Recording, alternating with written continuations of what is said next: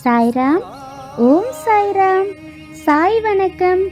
என் அன்பு குழந்தைகளே, தங்கமே, உன் வாழ்க்கையில் இப்பொழுது எதற்காக இத்தனை பிரச்சனைகள் சூழ்ந்து கொண்டிருக்கின்றது? எதற்காக சோதனைகளை நீ கடந்து வந்தாக வேண்டியுள்ளது? எதற்காக நீ எல்லாமே எதிர்மறை நிகழ்வுகளாக நடக்கின்றது என்பதையெல்லாம் நீ தெளிவாக புரிந்து கொண்டால் மட்டுமே இந்த பிரச்சனைகளிலிருந்து விடுபட முடியும். நான் ஏற்கனவே உன்னிடம் கூறியிருக்கின்றேன் அல்லவா? உன் வாழ்வில் நிகழும் ஒவ்வொரு நிகழ்வுகளும் ஒவ்வொரு நொடியும் ஏற்கனவே தீர்மானிக்கப்பட்ட விதிதான் என்று. எல்லாமே ஏற்கனவே எழுதி வைக்கப்பட்டதுதான். நல்லதோ கெட்டதோ, உன் வாழ்வில் நீ சந்திக்கும் ஒவ்வொரு நபரும் அவர் உனக்கு தரும் இந்த பாதிப்புகளும் ஏற்கனவே விதிக்கப்பட்டதுதான். இந்த விதியின் விளையாட்டில் அந்த சூட்சமத்தை நீ புரிந்து கொண்டால் இந்த விளையாட்டில் நீ வென்று விழலாம்.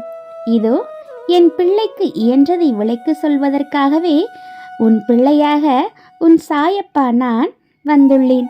நீ எப்பொழுதும் என்னிடம் கேட்கும் ஒரு கேள்வி, ஏன் இவ்வாறெல்லாம் எனக்கு மட்டும் நடக்கின்றது சாயப்பா? எதற்காக இந்த நபர் என் வாழ்க்கையில் வர வேண்டும், இத்தனை ரணங்களை எனக்கு தர வேண்டும் என்று? என் கண்மணியே, நான் ஏற்கனவே கூறியதை போன்று இதோ இதுதான் விதியின் விளையாட்டு. நீ செய்த பூர்வ ஜென்ம பாக்கியம் இல்லாமல் எவரையும் இஜென்மத்தில் நீ சந்திக்கப் போவதே இல்லை. உன்னிடம் கடன்பட்டவர்களும் நீ கடன்பட்டவர்களையும் இந்த ஜென்மத்தில் நீ சந்தித்து கொண்டிருக்க போகின்றாய். பட்ட கடனை தீர்ப்பதற்காகவே இப்பொழுது அவர்கள் பணி செய்து கொண்டிருக்கின்றார்கள். உன் வாழ்க்கையில் அவர்களது பங்கு ஏது, எத்தனை நாட்கள் பயணம் செய்ய வேண்டும் என்பதெல்லாம் தீர்மானிக்கப்பட்ட ஒன்றுதான். பிறவிகள் தொடர்பில்லாமல் எவரையும் நீ சந்திப்பதே இல்லை. எதை நீ கொடுத்தாலும் அதை நீ திரும்ப பெற்றே ஆக வேண்டும். பூர்வ ஜென்மங்களில் நீ செய்த தான தர்மங்களின் பலன்களை சில சமயங்களில் நன்மைகளாக இப்பொழுது நீ பெற்று கொண்டிருப்பாய். தெரிந்தோ தெரியாமலோ நீ கொடுத்த வலியும் ரணமும் இப்பொழுது உனக்கு திரும்ப கிடைத்து கொண்டே இருக்கின்றது. ஒவ்வொரு முறையும் வலிகளை அனுபவிக்கும் போது, கண்ணீர் வடிக்கும் போதும் நினைவில் வைத்துக்கொள், நீ செய்த கர்மா அழிந்து கொண்டே இருக்கின்றது. உனக்கென்று வலிகளை தருபவர்கள் அவர்கள் கர்ம காலங்களில் அதை அனுபவிக்கத்தான் வேண்டும். கர்மா சுழன்று கொண்டேதான் இருக்கும். ஆனால் ஒரு தகப்பனாக உனக்கு கூறுவது, இந்த கஷ்ட காலங்களில் யாரையும் நீ நிந்தித்து விடாதே. பழி சொற்களை கூறி எதுவும் செய்து விடாதே. எத்தனை கஷ்டங்கள் வந்தாலும் என் கர்மாக்கள் களைகின்றது என்று எல்லாவற்றையும் ஏற்றுக்கொள் தங்கமே.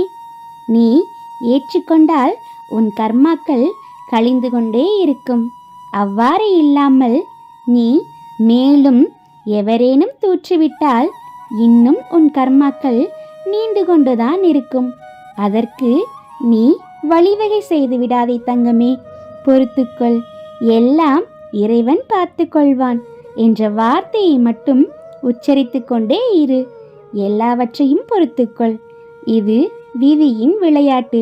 கடவுளுக்கு கூட சில நேரங்களில் மனமிறங்கி மன்னித்து விடலாம். ஆனால் செய்த கர்மாவோ ஒரு பொழுதும் மன்னிக்காது, தண்டிக்காமல் செல்லவே செல்லாது. எனவே நீ யாரையும் நிந்திக்காமல் இறைவனையே ஏற்றுக்கொண்டு பொறுத்துக்கொள் தங்கமே. நீ சந்தித்தது, பழகியது, சிரித்தது, சந்தோஷித்தது, எப்பொழுதெல்லாம் கவலைப்பட்டு உருகி கொண்டிருப்பது என்று எல்லாமே விதியின் விளையாட்டு.